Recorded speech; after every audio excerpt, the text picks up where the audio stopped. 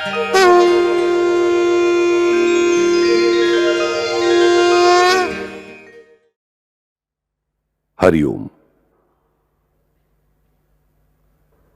जय जय राम कृष्ण हरि। ભાગવત ધર્મનો મહામંત્ર તુકારામને તેમના સદગુરુએ આપેલો આવો આ મહામંત્ર. રામ રામ નામ મુખમાં આવે, હંમેશા રહે અને છેલ્લા સમયે તો આવવું જ જોઈએ. છેલ્લી ક્ષણ એટલે ફક્ત મૃત્યુની ક્ષણ નહીં, દરેક કાર્ય સફળ સંપૂર્ણ થયાની ક્ષણ. તે પ્રત્યેક ક્ષણે રામ નામ આવે. આ રામ નામની મહત્તા કેટલી જણાવું. રામ નામ વિશે કહેવાયું છે કે રામ નામથી નાશ થયો નહીં તેવું પાપ નથી, અને રામ નામથી ઉદ્ધાર ન થયો હોય એવો કોઈ પાપી નથી, થશે નહીં. આવું રામ નામ. સહસ્ત્રનામ તત્તુલ્યમ રામ નામ વરાનને. સહસ્ત્ર એટલે અનંત. અનંત નામોની સરખામણીમાં પણ આ એક જ નામ સૌથી શ્રેષ્ઠ છે. ભારે છે, વજનદાર છે, પણ મને લાગે છે કે તેના કરતા પણ ભારે છે આપણી જીભ. કારણ કે આવું જે મહત્વપૂર્ણ નામ છે તે પણ બોલવા આપણી જીભ વળતી નથી. ખૂબ કંટાળીને રામ રામ રામ રામ શું ત્રાસ માંડ્યો છે છોકરાઓએ. માત્ર આ કહેવા આપણે તે રામને યાદ કરીએ છીએ.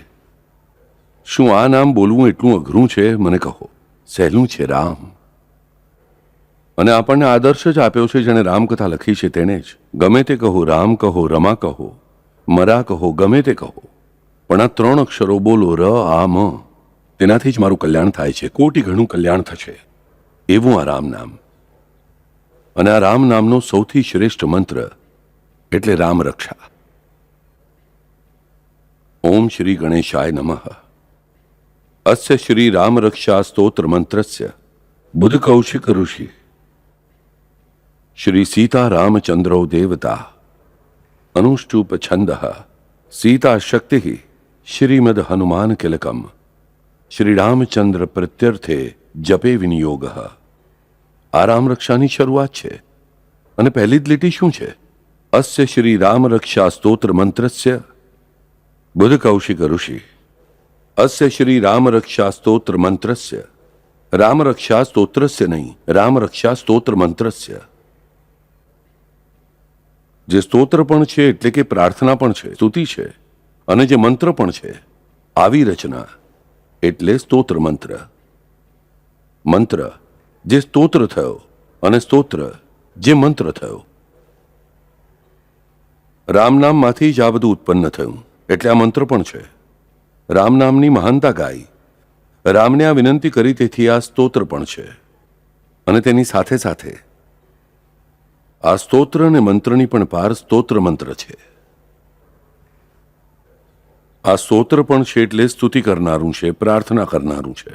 આ મંત્ર છે તે વિશિષ્ટ પરમેશ્વરી શક્તિને જાગૃત કરનારું છે, આહ્વાન કરનારું છે. તેની સાથે મેં શું કહ્યું? ત્રીજી વસ્તુ કે આ સ્તોત્ર મંત્ર છે એટલે શું?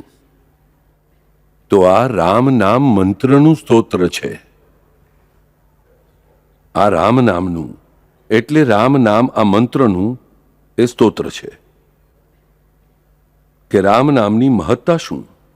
આ સ્તોત્ર આપણને ફક્ત રામની મહત્તા જણાવતું નથી, અને સૌથી મહત્વનું એટલે જે સૌથી શ્રેષ્ઠ મંત્ર છે રામ. આ જે નામ છે, આ જે સર્વશ્રેષ્ઠ મંત્ર છે તેની મહત્તા પણ અમને જણાવે છે. તેથી સ્તોત્ર મંત્ર છે. અસ્ય શ્રી રામ રક્ષા સ્તોત્ર મંત્રસ્ય બુધ કૌશિક ઋષિ. આવો આ સ્તોત્ર મંત્ર. અને ઋષિ એટલે કે કરતા કોણ? બુધ કૌશિક ઋષિ. આપણને બુધ કૌશિક ઋષિની વાર્તા જ નથી ખબર. પહેલા આપણે જોવાનું છે કે બુધ કૌશિક નામનો અર્થ શું, અને પછી જોવાનું છે કે તેની કથા શું, અને પછી જોવાનું છે કે આ જ નામવાળા ઋષિને રામે શા માટે પસંદ કર્યા તે આપણે જોવાનું છે. વિષ્ણુ સહસ્ત્ર નામના ફક્ત 250 નામ પૂરા કરવામાં આપણને 7.5 વર્ષ થયા. 1000 પૂરા કરવાને આપણને કેટલા વર્ષ જશે આપણે ગણતરી કરી, અને હવે બાપુએ રામ રક્ષા કાઢી તે કેટલા દિવસ ચાલશે તે મને પણ ખબર નથી. અવિરત સ્તોત્ર છે આ. બુધ કૌશિક ઋષિ. આ બુધ કૌશિક ઋષિનો જન્મ કેવી રીતે થયો છે જાણો છો? આનો પહેલા અર્થ કહું છું. બુધ એટલે જાગૃત, જાગી ગયેલો, ડાયો, વિદ્વાન, એ બુધ છે. પણ સૌથી મહત્વનો અર્થ એટલે જે જાગૃત છે તે બુધ છે. અને કૌશિક, કોશ શબ્દના બે અર્થ છે. અનેક બીજા પણ અર્થ છે, પણ બે મહત્વના આ જગ્યાએ. એક કોશ એટલે વાદળ અને બીજો કોશ એટલે ધનનું પોટલું, ખજાનો. અને કૌશિક એટલે તે જે વાદળ છે, તે જે મેઘ છે, તે મેઘમાંથી ઉત્પન્ન થનાર તે કૌશિક. તે ધનના ખજાનામાંથી ઉત્પન્ન થનાર તે કૌશિક. અને કેવો? તો જે જાગૃત છે તે. આ નામનો અર્થ આપણને શું જણાવે છે? કે બુધ કૌશિક ઋષિ આ એવો મેઘ છે કે જે જાગૃત છે. જાગૃત છે, એક્ટિવ છે, રેડી ટુ એક્ટ છે. જાગૃત છે એટલે રેડી ટુ એક્ટ, કાર્ય માટે તત્પર, કાર્ય માટે તૈયાર. અને એવો ખજાનો છે, આ એવો ખજાનો છે એની માલિકીનો, આ એવો ખજાનો જે ઉત્પન્ન થયેલો છે કે જે જાગૃત છે. એટલે જે ખજાનો હું વાપરી શકું છું, આવો ખજાનો છે આ. ખજાનો ક્યાંક જમીનમાં સંતાડેલો છે, મારે શોધવાનો નથી, પણ ખજાનો જાગૃત છે, ખુલ્લો છે. આપણને સાઈ સચ્ચરિત્રમાં બાબા કહે છે કે મારા ખજાના, મારા ભંડાર ભરેલા છે, પણ લૂંટી લેવા કોઈ આવતું જ નથી. તેવો આ મોટો ખજાનો છે, જાગૃત છે, એક્ટિવ છે, રેડી છે. મેં વાપરવાનું નક્કી કર્યું તો હું વાપરી શકીશ, પણ હું વાપરીશ કે નહીં તેના પર બધું આધાર રાખે છે. આવો છે આ બુધ કૌશિક નામનો મહિમા. આ બુધ કૌશિક ઋષિનો જન્મ થયો છે તે કથા ખૂબ સુંદર છે. રામાયણ થઈ ગયું છે. તે પછીના સમયમાં એકવાર વિશ્વામિત્ર ઋષિ એટલે બુધ કૌશિક તપશ્ચર્યા કરીને, પરમેશ્વરને પ્રસન્ન કરીને હિમાલયની ગોદમાંથી શાંતિથી પાછા અવનીતલ પર, ભારત ભૂમિ પર આવવા નીકળે છે. અને તેમના ધ્યાનમાં આવે છે કે અરે, રામાયણ કાળ પૂરો થયા અને ઘણા વર્ષો વીતી ગયા છે, પરંતુ ક્યાંય પણ તેમને રામ નામ સાંભળવા મળતું નથી. શા માટે સાંભળવા મળતું નથી? લોકો ભૂલી ગયા લાગે છે રામને. અરે રે! બુધ કૌશિકનું મન વ્યથિત થવા લાગ્યું. અને પછી તે બુધ કૌશિક ઋષિ બધા ગામોમાંથી, નગરમાંથી ફરતા રહ્યા. આ સેતુ હિમાચલ તેમણે પોતાની તીર્થયાત્રા શરૂ કરી. અને તીર્થયાત્રા શરૂ કરી જોયું તો તેમના ધ્યાનમાં આવ્યું કે રામનો યુગ પૂરો થઈ ગયો છે. દ્વાપર યુગની શરૂઆત થઈ ગઈ છે. શરૂઆત જસ્ટ થઈ રહી છે તે ક્ષણે તેમની તપસ્યા પૂરી થઈ ગઈ હતી. અને લોકો આજે રામને ભૂલી ગયા છે. આ કૃષ્ણ દ્વાપરના અંતમાં આવવાના છે. ત્યાં સુધી સમાજનું શું થશે? તેમના આરાધ્ય દેવ એટલે સાક્ષાત શિવ. શિવજીનું નામ લે છે તે રામ. મારા દેવ જેનું નામ લે છે તે રામ. અને તેનું નામ તો કોઈ લેતું નથી. લોકો પોતપોતાના વિલાસોમાં મશગુલ છે. અનીતિ ફેલાઈ રહી છે, વધી રહી છે. સતયુગ ત્રેતાયુગના કોઈ પણ પ્રિન્સિપલ્સ રહ્યા નથી. આ તેમના ધ્યાનમાં આવે છે. પછી આવી રીતે ફરતા ફરતા તે કાશી આવે છે. વિચાર કરો, હિમાલયમાંથી નીકળ્યા છે. આ સેતુ એટલે રામ સેતુ બંધન સુધી, રામેશ્વર સુધી આવવાનું છે. હિમાલયથી કાશી આવે છે. હિમાલયથી સેતુએ જાય છે સંપૂર્ણપણે રામેશ્વરથી. રામેશ્વરથી પાછા કાશી આવે છે બીજા તબક્કામાં. અને કાશીમાં વિશ્વનાથના મંદિરમાં આ બુધ કૌશિક ઋષિ જાય છે. અને ત્યાં તે જ ક્ષણે આખું શિવમય જગત દેખાવા લાગે છે. સાક્ષાત શિવ બધી જગ્યાએ દેખાવા લાગે છે. તે નીલકંઠ બધી જગ્યાએ દેખાવા લાગે છે. અને બુધ કૌશિક ઋષિને શિવના મુખમાંથી નીકળતા શબ્દો સંભળાવા લાગે છે. રામ રામ, રામ રામ, રામ રામ. દેખાય છે બધે શિવ અને સંભળાય છે ફક્ત રામ. કેટલી સુંદર અવસ્થા છે મને કહો. આ અવસ્થા તેમને પ્રાપ્ત થાય છે. શિવ તેમના પર પ્રસન્ન થાય છે. બુધ કૌશિક ઋષિને કહે છે તારે જે જોઈએ તે માગ. બુધ કૌશિક કહે છે દેવ, મને વચન આપો, હું જે માગીશ તે મને આપશો જ? શિવ કહે છે મેં અત્યાર સુધી તને ક્યારેય ના પાડી છે? બુધ કૌશિક કહે છે દેવ, આ જગતમાં દરેકના મુખમાં રામ નામ આવવા દો. શિવ કહે છે, જે થવું જોઈએ તે જ માગે છે. પણ આ મારા માટે પણ અઘરું છે એટલું ધ્યાન રાખજે. કારણ કે દરેકને તે પરમાત્માએ તે રામે જ કર્મ સ્વતંત્રતા આપી છે અને તેનો દુરુપયોગ કરીને આ તેનું જ નામ લેતા નથી. ત્યાં હું શું કરીશ? તે અશક્ય વરદાન માગ્યું છે કે જે હું કરી શકતો નથી, અને તેમની કર્મ સ્વતંત્રતા હું છીનવી શકતો નથી. તે કર્મ સ્વતંત્રતા આ પ્રભુએ તેમને આપેલી છે, આ પરમ શિવે, આ મહાવિષ્ણુ રામે આપેલી છે. તેથી જ હું તે છીનવી શકતો નથી અને કર્મ સ્વતંત્રતા છીનવી શકતો નથી. તેથી રામ નામ બોલો એવી બળજબરી હું કોઈના પર પણ કરી શકતો નથી. તેથી એ ભક્ત, તારી અકારણ કરુણા સામે આજે મારી અકારણ કરુણા હારી ગઈ. શિષ્યાત ઇચ્છેત પરાજેત. આ ભારતની મહત્તા જ મોટી છે કે ગુરુની ઈચ્છા શું હોય છે કે મારા શિષ્ય દ્વારા મારો પરાજય થાય. અને અહીં તો સાક્ષાત ભક્ત દેવને હરાવે છે.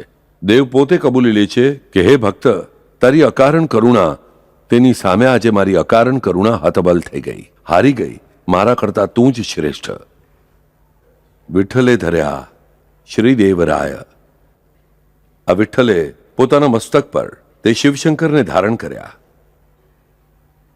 આવી મહત્તા, આવા શિવ અને રામ કોણ મોટો? બંને પણ મોટા, કારણ કે બંને એક જ. બંને એક જ. તે એક જ સદગુરુ તત્વના, ફક્ત વિભિન્ન અવતાર, વિભિન્ન રૂપો. અવતાર કહેવું ખોટું છે. હવે શિવને પ્રશ્ન પડે છે, શું કરવું? બુદ્ધ કૌશિક કહે છે, દેવ, મારે જે માગવું હતું તે માગી લીધું. વચનબદ્ધ તમે થઈ ગયા. કરજ કોના માથે? કરજ દેવના માથે. ભક્ત તો પોતે સાહુકાર બનીને બેસી રહ્યો.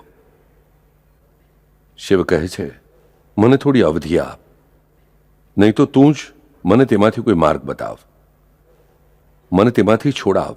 કારણ કે આ વિશ્વનો પ્રમુખ નિયમ એટલે દરેક માનવને મળેલી કર્મ સ્વતંત્રતા, અને તે હું છીનવી શકતો નથી. કોઈને હું બળજબરી કરી શકતો નથી કે તમે પરમેશ્વરનું નામ સ્મરણ કરો. નહીં, આ મારા નિયમોની બહાર છે. હું શું કરું? પોતે શિવ રામની તપશ્ચર્યા માટે બેસે છે. હવે શું કરે? બીજો માર્ગ નથી. શિવની સાથે અપર્ણા એટલે પાર્વતી ત્યાં આવે છે અને તે પણ તપશ્ચર્યાનો આરંભ કરે છે. તેની સાથે તે બંનેની ઉગ્ર તપશ્ચર્યા જોઈને તેમના બંને બાળકો એટલે સાક્ષાત ગણપતિ અને કાર્તિકેય આ બંને પણ આવીને તપશ્ચર્યા માટે બેસે છે. આખો પરિવાર બેઠો છે પરમેશ્વરી ધ્યાનમાં રહે. તેમની તપશ્ચર્યા જોઈને સાક્ષાત નંદી એ આવીને તપશ્ચર્યા માટે બેસે છે. પાંચે જણા તપશ્ચર્યામાં બેઠા. ઉગ્ર તપશ્ચર્યા શરૂ થઈ રામ માટે, અને પોતાના દેવને કષ્ટ પડતા જોઈને બુદ્ધ કૌશિક ઋષિ અન્ન પાણી બધું છોડીને બેસી રહે છે કે મેં શું મુશ્કેલીમાં મૂક્યા મારા દેવને, કે મારા દેવને કેટલી ઘોર તપશ્ચર્યા કરવી પડે છે. તેમની સાથે મારી માતા પાર્વતી તપશ્ચર્યા માટે બેઠી છે. તેમની સાથે તેમના બે નાના બાળકો કાર્તિક અને ગણેશ મહારાજ બેઠા છે. તેમનો સૌથી શ્રેષ્ઠ ભક્ત નંદી તે પણ તપશ્ચર્યા માટે બેઠો છે. મેં આ કયા ધર્મ સંકટમાં મૂક્યા દેવ તમને? પણ હવે મારા દેવ પાછળ જ છે નહીં. હું શું કરું? પછી અન્ન અને પાણી બંનેનો ત્યાગ કરીને બુદ્ધ કૌશિક ઋષિ શિવની તપશ્ચર્યા માટે બેસે છે. મારા દેવ તે મારા દેવ. મારા દેવ ભલે રામની તપશ્ચર્યા કરતા હશે, પણ હું માત્ર મારા દેવની તપશ્ચર્યા કરીશ. વિચાર કરો, આવા 5 જણા તપશ્ચર્યા માટે બેઠા છે અને તેમની સામે બુદ્ધ કૌશિક ઋષિ તેમની તપશ્ચર્યા કરે છે, અને બુદ્ધ કૌશિકની સામે આ પંચાયતન તે રામની ઉપાસના કરે છે. કેટલી સુંદર ક્ષણ હશે. અને પછી વાર્તા આવી થાય છે. જે ક્ષણે, ખૂબ સુંદર વાત ધ્યાનમાં રાખજો, જે ક્ષણે શિવની સામે રામ પ્રગટ થાય છે, જે ક્ષણે શિવની સામે રામ પ્રગટ થાય છે, તે જ ક્ષણે બુદ્ધ કૌશિકની સામે શિવ પ્રગટ થાય છે. સમજાયું? બુદ્ધ કૌશિકની સામે શિવ પ્રગટ થાય છે, તે જ ક્ષણે શિવની સામે રામ પ્રગટ થાય છે. એટલે કે 3 સ્તરો પર ત્રણેયની તદાકારતા થઈ. કેટલી સુંદર વાત છે જુઓ. શિવ પ્રગટ થાય છે બુદ્ધ કૌશિકની સામે, તેથી તે પોતાની જગ્યા પર નથી. રામ શિવની સામે પ્રગટ થાય છે, તેથી તે બુદ્ધ કૌશિકની સામે પણ છે જ. કોઈ પણ દેવનું નામ લો, સર્વદેવ નમસ્કારમ કેશવમ પ્રતિગચ્છતિ. કેશવ એટલે વિષ્ણુ નહીં. કેશવ એટલે જે શવની પેલે પાર છે તે, એટલે જે આકૃતિની પેલે પાર છે તે, જે કોઈ પણ આકૃતિથી બદ્ધ થતા નથી, તે એકમાત્ર પરમ શિવ મહાવિષ્ણુ સદગુરુ તત્વ. એક ભક્તે કેવું હલાવી દીધું બધું મને કહો. આખા 14 ભુવનો, બધા ત્રિખંડ, બધું હલાવી નાખ્યું. હવે વાત આવી છે કે શિવ બુદ્ધ કૌશિકની સામે, શિવ બુદ્ધ કૌશિકની સામે અને શિવની સામે રામ. પછી આ રામ બુદ્ધ કૌશિક અને શિવની વચ્ચે છે કે બુદ્ધ કૌશિકની પાછળ છે? આ પ્રશ્ન આપણને થયો છે? થયો હોય તો સારી વાત છે. તેનું પણ સુંદર વર્ણન વિશ્વામિત્ર મુનિએ કરેલું છે. તે વાત આવી છે કે શિવની સામે બુદ્ધ કૌશિક છે અને રામ જે છે તે શિવની સામે છે, અને બુદ્ધ કૌશિક ઋષિની પણ સામે છે, કારણ કે તેમનું બિરુદ જ છે ભક્તવત્સલ. રામનું નામ શિવ લે છે, અને તે ભક્તનું નામ જે લે છે તેના માટે પણ તે દોડવાના જ છે. એટલે કે તે શિવને પણ સન્મુખ છે અને બુદ્ધ કૌશિકને પણ સન્મુખ છે. તે બંનેની વચ્ચે છે, તે છતાં પણ તે બંનેની પણ સામે છે. અને ભલે તે બુદ્ધ કૌશિકની સામે છે તો પણ તે શિવની આડમાં નથી. બુદ્ધ કૌશિકને તેમના દેવ દેખાય જ છે. કેટલી સુંદર વાત છે, મને કહો. આપણે સામાન્ય વાત જોઈએ. એક પાટિયું, તેની સામે બીજું પાટિયું અને વચ્ચે ત્રીજું પાટિયું રાખ્યું. આ બાજુવાળાને તે બાજુ, અહીં એક માણસ, વચ્ચે એક માણસ, સામેનો એક માણસ. એક માણસનો ચહેરો એક જ બાજુ દેખાશે, બીજી બાજુ નહીં દેખાય. વચ્ચેના માણસને, એટલે કે આ માણસને સામેનો નહીં દેખાય. અહીં એવું નથી, બંને બાજુ તે જ માણસ વચ્ચેનો છે ને તે જ. તે રામ બંને માટે સમાન છે. પણ મહત્વની વાત બને છે કે જે બુદ્ધ કૌશિકને સન્મુખ છે તે અત્યંત પ્રેમાર્ધ છે, પ્રેમાળ નજરે જોઈ રહ્યા છે. તો જે શિવ તરફ જુએ છે તે તો ગમ્મતભરી રીતે જોઈ રહ્યા છે. પ્રેમાર્ધ નજરથી જોઈ રહ્યા છે રામ બુદ્ધ કૌશિક ઋષિને, કે કેવી આની અકારણ કરુણા, કે જ્યાં શિવને પણ નમવું પડ્યું છે, શિવને પણ જેણે કરજદાર કર્યા, અને શિવ તરફ જુએ છે ગમ્મતભરી રીતે કે શું આ દેવનો ખેલ. મારા નામની મહત્તા કહેવા માટે પોતે કેટલા વિનમ્ર બન્યા છે, તેનો પણ ગમ્મતભર્યો ખેલ જોઈ રહ્યા છે રામ. તેથી તે ટીખળતાથી શિવ તરફ જોઈ રહ્યા છે. અને પછી હવે બુદ્ધ કૌશિક ઋષિ જ આગું ચૂકેલી શકે છે. તે કહે છે, દેવ, શિવ, મારા પ્રશ્નનો જવાબ આપો. શિવ રામને કહે છે, હે રામ, હે પ્રભુ, મારા ભક્તના પ્રશ્નનો જવાબ આપો. રામ બુદ્ધ કૌશિકને નમસ્કાર કરે છે અને કહે છે, હું તારી સામે ઊભો છું. તું મારો ભક્ત નથી, હું તારો ભક્ત છું. તેથી હે મારા દેવ, તું મને જવાબ આપ. જુઓ, આ મહાવિષ્ણુ નટખટ કેવા આવા. શિવ બિચારા ભોળા, તેમણે તપશ્ચર્યા કરી. રામ તપશ્ચર્યા કરવાના મામલામાં પડ્યા નહીં. તે મહાવિષ્ણુ મહાનટખટ, કૃષ્ણ તરીકે પણ નટખટ, રામ તરીકે પણ નટખટ. તે પડ્યા બુદ્ધ કૌશિક ઋષિના ગળામાં કે હું તારી સામે ઊભો છું, હું પ્રેમાર્ધ નજરથી તારા તરફ જોઈ રહ્યો છું, હું તારી ભક્તિ કરું છું, તું જ મારો દેવ છે. શિવે જે મને પ્રશ્ન પૂછ્યો છે તેનો જવાબ તું મને આપ. આવીને મુશ્કેલી. તેથી આપણે શિવને ભોળા શંભુ કહીએ છીએ, કારણ કે તે ખરેખર ભોળા છે. પણ રામ અને કૃષ્ણ તો બરાબર જાણે છે પોતાના ભક્તોને ખેંચીને કઈ રીતે લાવવા, પકડવા કઈ રીતે, અને તેમાં જોડીને કઈ રીતે રાખવા. હવે વારો આવ્યો બુદ્ધ કૌશિક ઋષિનો જવાબ આપશે શું? બુદ્ધ કૌશિક કહે છે, હે રામ, ભક્ત જુઓ, દેવ કરતા ભક્ત સવાયો હોય છે. બુદ્ધ કૌશિક જવાબ આપે છે, રામ, તમે મારી સામે આવીને ઉભા રહ્યા, પણ હું તમારાથી પ્રસન્ન થયો નથી. તેથી હું તમારા પ્રશ્નનો જવાબ આપવા બંધાયેલો નથી. લો, શું તાકાત છે ભક્તની. તમે મારી સામે ઉભા રહ્યા, કબૂલ, પણ હું હજુ પ્રસન્ન ક્યાં થયો છું તમારી તપશ્ચર્યાથી? હું પ્રસન્ન થયો જ નથી. ત્યારે હું તમારા પ્રશ્નનો જવાબ આપવા બંધાયેલો નથી. અને તમને આજે સત્ય વચન આપું છું, મારા શિવના સોગંદ ખાઈને કહું છું કે તમે ગમે એટલી તપશ્ચર્યા કરશો તો પણ હું પ્રસન્ન થવાનો નથી. શું ભક્તની તાકાત છે! દેવે નટખટતા કરી. આપણને લાગે છે કે દેવની નટખટતા કેટલી મોટી, પણ ભક્ત જુઓ તેનાથી વધુ નટખટ. અરે તું મારો ભક્ત કેવડાવે છે ને, તે તપશ્ચર્યા ક્યાં કરી? હું તારી સામે છું પણ હું પ્રસન્ન થયો નથી. હું તારા પ્રશ્નનો જવાબ આપવા બંધાયેલો નથી, અને હું આજે વચન આપું છું કે તારી કોઈ પણ તપશ્ચર્યાથી હું પ્રસન્ન થવાનું નથી. આવ્યું કોના ગળામાં? જેણે નટખટતા કરી એના જ ગળામાં. ભક્ત વત્સલ છે, ભક્ત લાંછન છે મહાવિષ્ણુ. તે શિવને પણ નજીક લે છે અને બુદ્ધ કૌશિકને પણ નજીક લે છે. શિવને તે વરદાન આપે છે કે શિવ, હું તારા ભક્તની ઈચ્છા પૂરી કરીશ. શિવ મહારાજ તરત પ્રસન્ન થાય છે, ખુશ થઈને પોતાના પરિવાર સાથે પાછા હિમાલયમાં જતા રહે છે. બુદ્ધ કૌશિક ઋષિ તો સામે જ છે. રામ બુદ્ધ કૌશિકને કહે છે, અરે બુદ્ધ કૌશિક, તારી ભક્તિથી હું ખરેખર પ્રસન્ન થયો છું. તારો આ જે પ્રેમ છે ને, તે પ્રેમ જ વિશ્વને દિશા બતાડતો રહેશે. હું તને એક વર આપું છું કે શિવે તને જે વચન આપ્યું છે કે તું જે માગીશ તેને હા પાડી, અને તે માગ્યું આ વિશ્વના દરેકે દરેક માનવના મુખમાં રામનું નામ રહે. રામ કહે છે, હે બુદ્ધ કૌશિક, હું તને વર હા તરીકે આપું છું, તથાસ્તુ કહું છું. પણ શું? આ તે માગ્યું,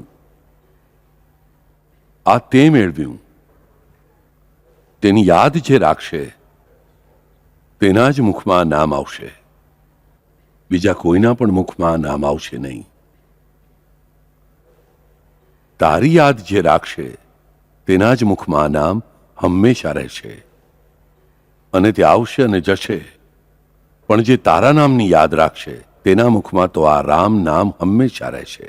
અને તેના માટે હું તને એક સાધન આપું છું. આજે રાત્રે હું તને મારા વરદાનથી શિવ પાર્વતીના એકાંતમાં લઈ જાઉં છું. શિવ પાર્વતીના એકાંતમાં જે પળે શિવ પાર્વતીને તેમના એકાંતમાં મારું સ્મરણ કરતા જોઈશ, ત્યારે તને ખબર પડશે મારું સ્મરણ કેવી રીતે કરવાનું હોય. અને પછી તું તે સમગ્ર જગને વિસ્તારથી કહેજે. બુદ્ધ કૌશિક ઋષિ નમસ્કાર કરે છે રામને. રામ અદૃશ્ય થાય છે. રાતનો સમય છે. રામ પોતે સીતા સાથે, લક્ષ્મણ સાથે આવે છે. સપરિવાર આવે છે અને બુદ્ધ કૌશિકને લઈ જાય છે. જેમ જેમ શિવ પાર્વતીના એકાંતવાળું સ્થળ નજીક આવે છે, તેમ તેમ બુદ્ધ કૌશિક ઋષિથી સહન થતું નથી. તે તેજ તે સહન કરી શકતા નથી. તે રામને કહે છે, રામ, શિવે દર્શન આપ્યા. તે બધા ઉપાસના માટે બેઠા હતા, ત્યારે હું તેમનું તેજ સહન કરી શક્યો. હું તમારું તેજ સહન કરું છું, તમે બધા મારી સાથે છો, પણ આ શિવ પાર્વતીનું એકાંત છે, તેની વચ્ચેનું તેજ મારાથી સહન નથી થતું. આ શું પરિસ્થિતિ છે? તેનું કારણ આખા વિશ્વ માટે આ શિવે પોતાનું તેજ ખુલ્લું કર્યું છે, અને તેનું તેજ એટલે રામ નામ. વિચાર બુદ્ધ કૌશિક, આનું તેજ તને સહન થતું નથી તો સામાન્ય માનવને શું થશે? બુદ્ધ કૌશિક કહે છે, જગતનું મને ખબર નથી. જગત માટે હું તમને શબ્દ આપું છું, હું સહન કરીશ. બુદ્ધ કૌશિક ઋષિ તેજ સહન કરતા કરતા આખું શરીર ધ્રુજે છે, બળે છે, આગ થાય છે. આવી અવસ્થામાં આગળ જઈને પહોંચે છે. જે પળે શિવના દર્શન થાય છે તે જ ક્ષણે તેમને બેભાન અવસ્થા આવે છે. બેભાન થતાં જુએ છે તો શું કે વિશ્રામ લીધો છે રામના અંગ પર જ. રામે ધારણ કર્યા છે બુદ્ધ કૌશિક ઋષિને. તેમના અંગ પર બુદ્ધ કૌશિક ઋષિ શિવ પાર્વતીને જુએ છે અને સાંભળે છે. અને સાંભળે છે શું? જે આપણે આજે કહીએ છીએ તે રામ રક્ષા સ્તોત્ર. તે અર્ધનિદ્રા અવસ્થામાં બુદ્ધ કૌશિક ઋષિએ જોયું. જાગી ગયા તો પાછા વિશ્વનાથના મંદિરમાં. સામે કોઈ જ નથી. પ્રબુદ્ધ હો બુદ્ધ કૌશિકા. આવી છે આ રામ રક્ષાના જન્મની કથા. આ રામ રક્ષા મૂળ અવતરી જ કોના માટે? તો આપણા બધાના કલ્યાણ માટે.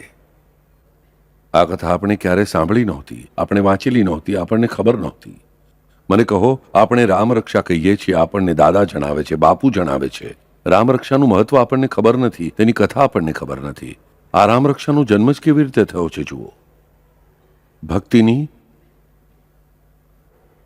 પરમસીમા ચરમસીમા ઓળંગીને બુદ્ધ કૌશિક ઋષિ આગળ વધેલા. આવા બુદ્ધ કૌશિકે રામરક્ષા લખી. કોના માટે લખી? આપણા માટે લખી.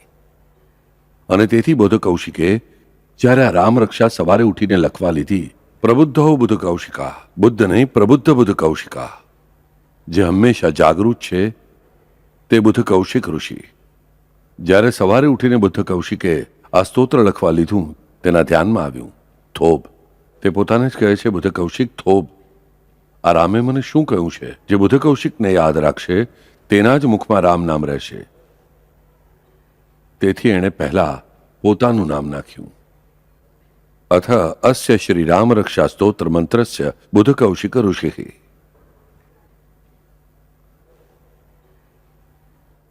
જે ક્ષણે ત્યાં નામ લખવા લાગ્યા તે જ ક્ષણે માતા સરસ્વતી ત્યાં પ્રગટ થયા અને કહે છે, બુદ્ધ કૌશિક થોભો, તે મારી તપશ્ચર્યા અનેક વાર કરેલી છે. પોતાનું નામ પહેલું લખીને આ સ્તોત્રની શરૂઆતમાં તું અહંકારનો સ્વામી થાય છે અને અહંકાર એકવાર દાખલ થાય તે બધી તપશ્ચર્યા રાખ થઈ જાય. બુદ્ધ કૌશિકે કહ્યું, માતા, અરે જગતનું કલ્યાણ થતું હશે તો મારી તપશ્ચર્યા રાખ થઈ જાય તો પણ મને વાંધો નથી. સરસ્વતી કહે છે, મહાન છે તું. હું પોતે લખવા બેસું છું. બુદ્ધ કૌશિક કહે છે, માતા, તમારી અકારણ કરુણા મહાન છે, પણ તમે આ કષ્ટ શા માટે ઉઠાવો છો? કારણ બુદ્ધ કૌશિકા, જે ક્ષણે તારું નામ પહેલું આવશે, અહંકાર માનીને તારી તપશ્ચર્યા રાખ થઈ જશે, તે જ ક્ષણે તને આગળનું કંઈ યાદ નહીં આવે. અને પછી આ રામરક્ષા સ્તોત્ર જગતને નહીં મળે. આ જગત માતા કેટલી મધુર છે જુઓ. જે પાર્વતી તે જ સરસ્વતી, આમાં કોઈ પણ ભેદ નથી. આજે નવરાત્રિનો પહેલો દિવસ છે, આપણને સમજાશે આ દેવીનું સ્વરૂપ કેટલું સુંદર છે. તે જગત માતા કહે છે તેના ભક્ત અને બાળકને ખબર નથી કે જે ક્ષણે અહંકાર થશે તે જ ક્ષણે તપશ્ચર્યા બધી રાખ થઈ જવાથી બુદ્ધ કૌશિકને આગળનું કંઈ યાદ નહીં રહે. આ માતા જગત માતા પાર્વતી દોડીને આવી છે. આ સરસ્વતી રૂપે કહે છે કે હું લખવા બેસું છું. જે ક્ષણે તારું નામ લખાશે તે ક્ષણે અહંકારને કારણે તારી તપશ્ચર્યા નાશ થતા તને કંઈ યાદ નહીં રહે. અને તેથી જ મને પરમાત્માએ મોકલી છે, તે રામે મોકલી છે તારું લેખન લખવા માટે. કારણ કે મારી લેખની એવી છે કે જ્યાં સુધી હું જે વસ્તુ પર લખું છું ત્યાં સુધી તે પ્રગટ થતી નથી. ત્યાં સુધી પહેલા લખેલું તે કાગળ પર, વસ્ત્ર પર દેખાતું જ નથી. ધ્યાન રાખજો, સમજો એ થી ઝેડ સુધી સમજો તે લખવા બેસે તો ABCDEFGZ સુધી આવે ત્યાં સુધી તેણે લખેલું હોય છે, પણ તે વસ્ત્ર પર પ્રગટ થતું નથી. જે ક્ષણે તે ઝેડ લખશે તે જ ક્ષણે પહેલાનું બધું પ્રગટ થશે. લખાયું જ નથી એટલે અહંકારનો પ્રશ્ન જ નથી. બુદ્ધ કૌશિક કહે છે, માતા, પણ મેં બોલીને ઉચ્ચારણ કર્યું હશે તો? મારા મનથી ઉચ્ચારણ કર્યું હશે તો? સરસ્વતીને પ્રશ્ન થાય છે. જુઓ, આ ભક્ત કેટલી મુશ્કેલીમાં મૂકી રહ્યો છે જગત માતાને. પછી જગત માતા કહે છે, ખરું છે, જે મનથી કર્યું તે પણ કર્યું જ. તો પછી બુદ્ધ કૌશિક થોભ, ફક્ત એક ક્ષણ માટે થોભ. તું તે શબ્દ ઉચ્ચારતો જ નહીં. હું તે શબ્દ લખીશ. હું તે શબ્દ લખીશ. તેનું નામ હતું કૌશિક ઋષિ. સરસ્વતી કહે છે, તે જે જાગૃતતા આજે બતાવી તે જાગૃતતાને કારણે તારું નામ આગળ હું બદલી નાખીશ. તારું નામ બદલ્યું. મેં તારું નામ બદલ્યું. તે જ નામથી તું આગળ ઓળખાઈશ, પણ તે નામ બુદ્ધ કૌશિકને ખબર નથી. તેથી તે કહે છે, બિંદાસ થઈને તું પોતાનું નામ લે, કારણ કે તે નામ હવે તારું છે જ નહીં. જે નામ હું આગળ લખવાની છું તે લખનાર છું. જોયું, પ્રશ્ન ઉકેલાઈ ગયો. માતા જ બાળકના પ્રશ્નો ઉકેલે છે. ધ્યાન રાખજો.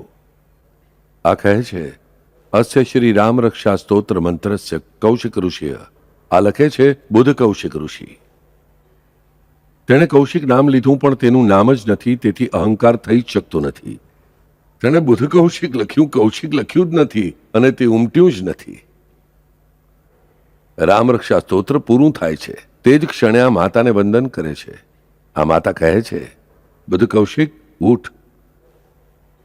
કેટલું સુંદર છે મને કે. આ રામરક્ષાની કથા જો આપણે સાંભળી આપણા મનમાં યાદ કર્યા કરી તો પણ કેટલા સુંદર ફેરફારો આપણા જીવનમાં થઈ જશે. ભક્તના વખાણ દેવ જ કરી જાણે, ધ્યાન રાખજો. તે બુદ્ધ કૌશિકના વખાણ તે શિવે અને રામે કેટલા કર્યા, પણ આવા વખાણ આપણા દેવે આપણા કરવા જોઈએ એવું નથી લાગતું. એ વખાણ કરવા માટે તત્પર છે. શિવ કબૂલે છે કે તું મારા કરતા મોટો છે. રામ કહે છે તું મારો દેવ છે. પણ ભક્ત તેના કરતા પણ વધુ નટખટ છે. દેવને મુઠ્ઠીમાં પકડી રાખ્યા બુદ્ધ કૌશિકે મને કહો. દોરડાથી બાંધે તે બાંધ્યા તેણે દેવને. શા માટે? પોતાને માટે કાંઈ નહીં. તેને ક્યાંય પણ આગળ પોતાનું નામ નહોતું જોઈતું. પહેલી લીટીમાં પણ તેણે પોતાનું નામ નાખ્યું, તે પણ પોતાના માટે નહીં, આખા જગત માટે. પછી આગળ વાત બને છે. તપશ્ચર્યા પણ તેની રહી, નામ પણ મળ્યું અને રામરક્ષા પણ જગતને મળી. આ બુદ્ધ કૌશિકે રામરક્ષા લખી અને સૌથી પહેલા સાંભળી કોણે? બુદ્ધ કૌશિકે પહેલા કોને કહી તે સૌથી મહત્વનું છે. જે ક્ષણે સરસ્વતી અંતર્ધાન થાય છે તે જ ક્ષણે રામરક્ષા લખેલી સામે આવે છે રેશમી વસ્ત્ર પર. અને બુદ્ધ કૌશિકને લાગે છે હું બધા જગતને બૂમ પાડીને સંભળાવું. ત્યારે જ વાલ્મીકી દોડતા આવે છે અને કહે છે થોપ થોપ બુદ્ધ કૌશિક થોપ. આ સાંભળવાનો પહેલો હક મારો છે. પહેલો હક મારો છે. માન નથી જોઈતું, હક મારો છે. હું જ સાંભળીશ. કેવા ભૂખ્યા છે જુઓ દેવનું નામ સાંભળવા માટે. આમાં કંઈ કાવતરું નથી, આમાં મોહ નથી. મોહ હોવો જોઈએ તો દેવનો જ હોવો જોઈએ ફક્ત. વાલ્મીકી દોડતા આવે છે અને તે વાલ્મીકીને કહેવા જાય તેટલામાં બે પક્ષી ત્યાં ઉડતા આવે છે. કોણ આવે છે? બે પક્ષી, પતિ અને પત્ની છે. અને કહે છે વાલ્મીકી નહીં, તારા પહેલા આ સાંભળવાનો હક અમારો છે. તે છે ક્રૌંચ અને ક્રૌંચી. જે ક્રૌંચ પક્ષીનો વધ થયો તે ક્રૌંચી આક્રંદ કરવા લાગી. તે દુઃખ સાંભળીને વાલ્મીકીના મનમાં રામાયણની કથા ઉદ્ભવી. તે ક્રૌંચ પક્ષી અને તેની તે ક્રૌંચી ઉડીને આવ્યા અને કહે વાલ્મીકી રાય, રામાયણ બન્યું, લખાઈ ગયું તે અમારે કારણે. અમને ભલે પાપ લાગે પણ પહેલા અમે સાંભળીશું. વાલ્મીકી કહે કે બરાબર છે. ક્રૌંચ, મિસ્ટર ક્રૌંચ અને મિસેસ ક્રૌંચ આવેલા છે. તેમને વાલ્મીકી કહે છે કે તમારા કારણે મેં રામાયણની શરૂઆત કરી, તેથી આ માન તમારું છે, આ હક તમારો છે. તેટલામાં જ એક શિકારી દોડતો આવે છે. અરે પણ મેં બાણ માર્યું ન હોત આ ક્રૌંચને, તેથી આ હક મારો છે. હું પહેલા સાંભળીશ. આ હક મારો છે. તે ક્રૌંચ પક્ષી અને પક્ષિણી એટલે પતિ પત્ની કહે છે હા શિકારી, તે અમને બાણ માર્યું તો આ અધિકાર તારો છે.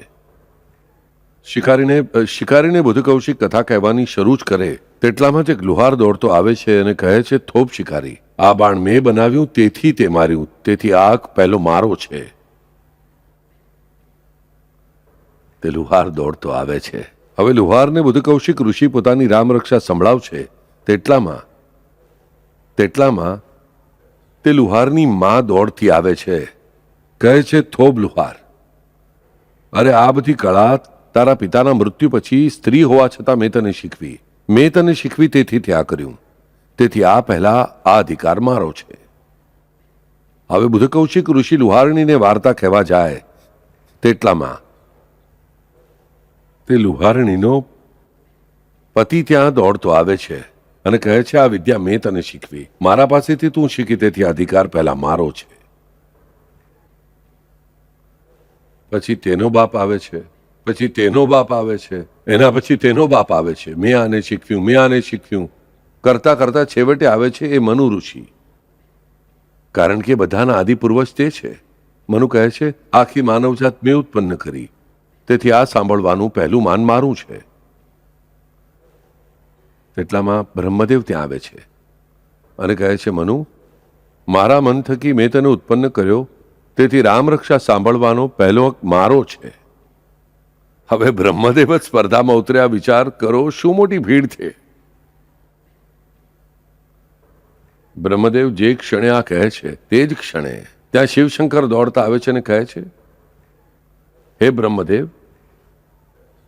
તમે આ જગત ઉત્પન્ન કર્યું પણ તેના પહેલા જ મેં તેનો લય કરી નાખ્યો હતો, તેથી તમે ઉત્પન્ન કરી શક્યા. રામરક્ષા પહેલા હું સાંભળીશ. બ્રહ્મદેવ કહે છે, તમે જ તો કહી છે, તમે કઈ રીતે સાંભળશો? જોરદાર ઝઘડો શરૂ થયો છે દેવોમાં. શિવશંકર કહે છે, મેં શું કહ્યું?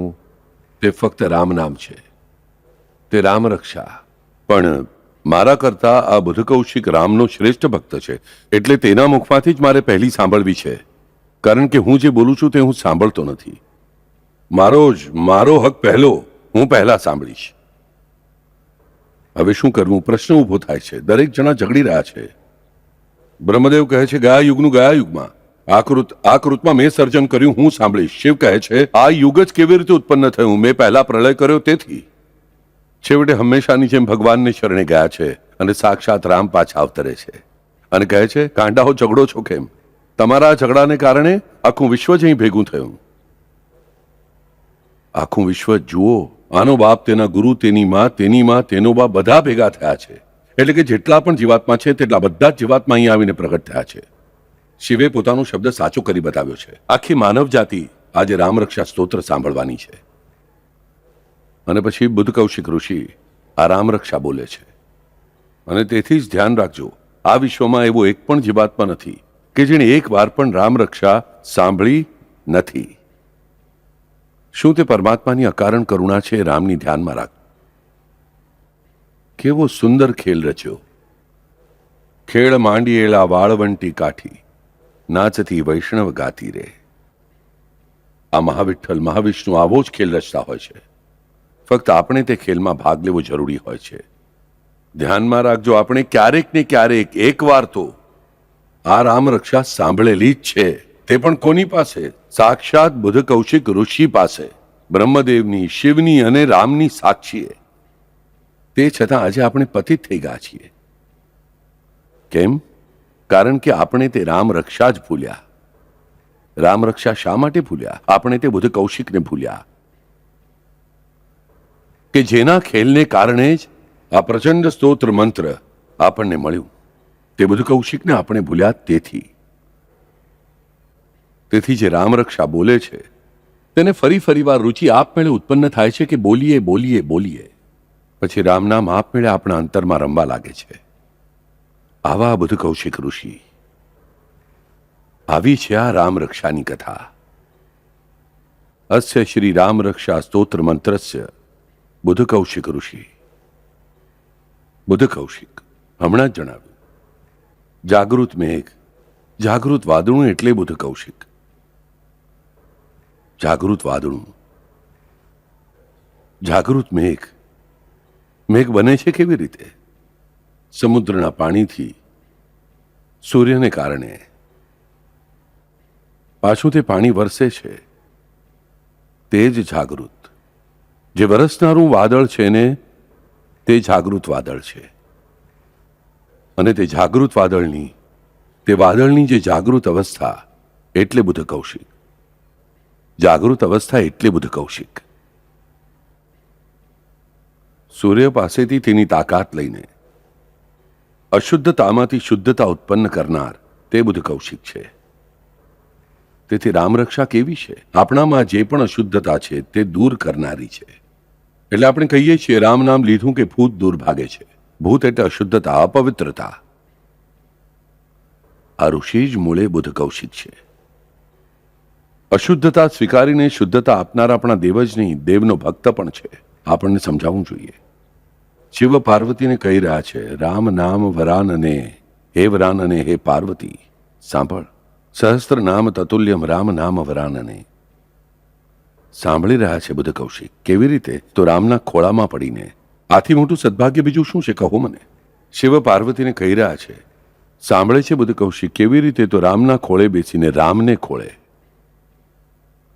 આવી નિદ્રા કોને નહીં જોઈતી હોય મને કહો? પણ આ માટે આપણે બુધકૌશિક બનવું જોઈએ. પણ આ બુધકૌશિક બને છે કેવી રીતે? તો તપથી, સૂર્યના તપથી. તપશ્ચર્યા એટલે ફક્ત આમ પલાઠી વાળીને ફક્ત બડબડવું નહીં. મારી ભક્તિની, મારી આર્તતાની, મારા મંત્રની, મારા નામધૂનની આર્તતા અધિકાધિક વધતી જ્યારે બુધકૌશિક જેવી થાય છે, ત્યારે આ બધું બને છે. તેથી તપશ્ચર્યા માટે પ્રમાણ કોનું લગાડવામાં આવે છે? તો બુદ્ધ કૌશિકનું. દરેકે દરેક ઋષિમુનિની ઈચ્છા આ જ હોય છે. દરેક ઋષિમુનિ કહે છે અમારી ઈચ્છા એક જ કે તપશ્ચર્યા કેવી થવી જોઈએ? તો બુદ્ધ કૌશિક જેવી. આપણે બુદ્ધ કૌશિક બની જઈએ એવું કોઈ પણ ઋષિમુનિ કહેતા નથી, અને આવડા મોટા પદ પર જઈને પણ બુદ્ધ કૌશિક પોતે પોતાને ઋષિ જ કહેવડાવે છે. જેમ કે કોઈ મોટી ડિગ્રી લગાવી લેતા નથી. અસ્ય શ્રી રામ રક્ષા સ્તોત્ર મંત્રસ્ય બુદ્ધ કૌશિક ઋષિ. આ ઋષિ છે, આ તેના દ્રષ્ટા છે. તેણે પહેલી વાર તે સાંભળી, તેને જોઈ. ખરેખર તો આ રામ રક્ષાના પિતા છે. આ ફક્ત ઋષિ નથી, રામ રક્ષાના પિતા છે. તેમણે જ માતૃત્વ સહન કર્યું, અને એમણે જ તે પ્રસૂતિની પીડાઓ પણ સહન કરી. મને કહો, તે શિવ પાર્વતીના એકાંત સુધી જતા તેમનું શરીર શેકાઈ ગયું હશે. તે પીડા પ્રસૂતિની પીડાઓ કરતા કેટલી મોટી છે? રામ રક્ષાની પ્રસૂતિ પીડાઓ કેટલી મોટી છે? તેથી આ બુદ્ધ કૌશિક ઋષિને રામ રક્ષાના મા અને બાપ બંને માનવામાં આવે છે. તેથી જ્યારે આપણે કહીએ છીએ અસ્ય શ્રી રામ રક્ષા સ્તોત્ર મંત્રસ્ય બુદ્ધ કૌશિક ઋષિ, આપણો હાથ આપોઆપ નમસ્કાર માટે જવો જોઈએ તે બુદ્ધ કૌશિક ઋષિ માટે, કારણ કે તેનો શબ્દ દેવે સાચો કરીને બતાવ્યો. વાલ્મીકીને મોકલ્યા, વાલ્મીકી પછી પાછા ક્રૌંચને મોકલ્યા, ક્રૌંચના પછી તે શિકારીને મોકલ્યા, શિકારી પછી લુહારને મોકલ્યા. આમ કરતા કરતા તેઓ દરેક જીવાત્માને ત્યાં લાવ્યા. દરેક જીવાત્માનો કંઈક ને કંઈક સંબંધ હતો જ. અને આ વાર્તામાંથી આપણને બીજી મહત્વની વાત ખબર પડે છે કે આ જગતમાં સાય સચ ચરિત્રમાં જે વારંવાર જણાવ્યું છે કે દરેક જીવ બીજા જીવથી વિભક્ત નથી. આપણું દરેકનું એકબીજા સાથે કંઈક ને કંઈક, ક્યાંક ને ક્યાંક સંબંધ છે જ. કોઈક તો સંબંધ છે જ. આખું વિશ્વ જોડાયું છે એકબીજા સાથે. તે માત્ર તે સમયે બુદ્ધ કૌશિકે જોડ્યા, તે રામ નામે. અને આજે પણ આ વિશ્વને જોડવું હોય તો તે શેનાથી જોડી શકાશે? તો ફક્ત રામ નામે જ આપણને સમજાવવું જોઈએ. વિશ્વ એટલે હું પૃથ્વીની વાત પણ કરતો નથી. હું એક સામાન્ય માણસ છું. મારા ઘરનું વિશ્વ, મારું ભાવનાનું વિશ્વ, મારી કૃતિનું વિશ્વ, મારા કાર્યનું વિશ્વ, મારા કર્મનું વિશ્વ, મારા સુખનું વિશ્વ, મારા દુઃખનું વિશ્વ. તમે કહેશો, બાપરે બાપુ, અમારે દુઃખનું વિશ્વ ખીલવવું નથી. અરે વાલાઓ, દુઃખનું વિશ્વ એટલે રામ મળતા નથી. આ દુઃખનું વિશ્વ ખેલવા દો, એ વિરહ ખેલવા દો. પછી બીજા દુઃખ કેવા ખરેલા પાંદડાની જેમ નીકળી જશે. દુઃખ કરવું જ છે ને, તો પછી તે મને મળતા નથી તેવું કરો. તેમની મુલાકાત નથી થતી તેવું કરો. હું તેમના સુધી પહોંચતો નથી તેમ કરો. રામ રક્ષા દુઃખનું વિશ્વ પણ વધારતી જશે. પણ માનવીય દુઃખનું વિશ્વ ક્યારનું નાશ થયેલું હશે, કારણ કે તે શિવ ત્યાં છે જ. આવી રામ રક્ષા. અસ્ય શ્રી રામ રક્ષા સ્તોત્ર મંત્રસ્ય બુદ્ધ કૌશિક ઋષિ. આ બુદ્ધ કૌશિક ઋષિ નામનો એક બીજો અર્થ છે કે જે ક્યારેય પૂરું થતું નથી તેવો એક ખજાનો, અને જે તૈયાર છે મારા માટે. તે ખજાનો ઉત્પન્ન કરનાર, ખજાનામાંથી ઉત્પન્ન થયેલો, તે ખજાનો પોતે. રામ રક્ષા આવું દ્રવ્ય છે, આવો ખજાનો છે, તે જાગૃત છે. જો સાદી વાત મને કહો, ભારતની કરન્સી જો અમેરિકા ગયા તો ચાલશે કે? ત્યાંની દુકાનમાં કોઈ લેશે કે? બિલકુલ નહીં લે. ત્યાંની કરન્સી ત્યાં જ ચાલશે. અથવા સાદી વાત મને કહો, મારે કોઈ વસ્તુ ખરીદવી છે પણ તે માણસને વેચવી નથી, તો તે મને વેચશે કે? કોઈ વસ્તુ મને જોઈએ છે, તે મનુષ્યને મને આપવી નથી, શું મને મળશે? ના. કોઈએ ખજાનો દાટેલો છે, મને ખબર છે, પણ તેની ચાવી મારી પાસે નથી, તે તાળાની, તો તે ખજાનો મને મળી શકશે કે? તે ખજાનો મારા માટે એક્ટિવ છે. આવો એકમાત્ર ખજાનો છે, તે એટલે રામ રક્ષાનો. કારણ કે આ ખજાનો પોતે બુદ્ધ કૌશિક ઋષિ પાસે છે. બુદ્ધ કૌશિક ઋષિ પાસેનો આ ખજાનો એટલે જ રામ રક્ષા સ્તોત્ર. બુદ્ધ કૌશિક ઋષિ નામના વાદળમાંથી વરસનારું પાણી એટલે રામ રક્ષા સ્તોત્ર. આ દૈવી ખજાનો એટલે શું? તો રામ રક્ષા સ્તોત્ર. ફક્ત રામ નામ શ્રેષ્ઠ છે જ, પણ રામ નામ આજે સોનું છે તેનો બનાવેલો પ્રચંડ મોટો ખજાનો એટલે રામ રક્ષા સ્તોત્ર. મેં રામ રક્ષા બોલી અને બુદ્ધ કૌશિકનું સ્મરણ કર્યું, પછી રામ રક્ષા આપમેળે મારા દ્વારા ચાલતી જ રહેવાની છે. આજે આપણે રામ રક્ષાની શરૂઆત કરી. હવે પછી દરેક ગુરુવારે આપણે તેનો એક એક શબ્દ જોતા આગળ જઈશું. તમને કહું છું વહાલાઓ, આ સ્તોત્રમાંનો દરેક શબ્દ પ્રચંડ અર્થથી ભરેલો છે, ખૂબ તાકાતથી ભરેલો છે. આ કંઈ સામાન્ય સ્તોત્ર નથી. જેની જન્મકથા આટલી મહામંગલ છે, તે સામાન્ય સ્તોત્ર, સામાન્ય મંત્ર હોઈ જ ન શકે. આપણે આનું આહ્વાન કરતા આગળ ચાલી રહ્યા છીએ. દર મંગળવારે ફક્ત યાદ ન આવવી જોઈએ. એક દિવસ પછી રામરક્ષા છે. આજથી આ બુદ્ધ કૌશિક ઋષિ રોજ આપણને યાદ આવવા દો. બે શબ્દો ભૂલ ભરેલા હશે આપણા બોલવામાં, વાંધો નહીં. તેની ચિંતા તે જગત માતાને છે. પણ આપણે બોલીશું, ફક્ત જરૂર પડતા બોલીશું નહીં.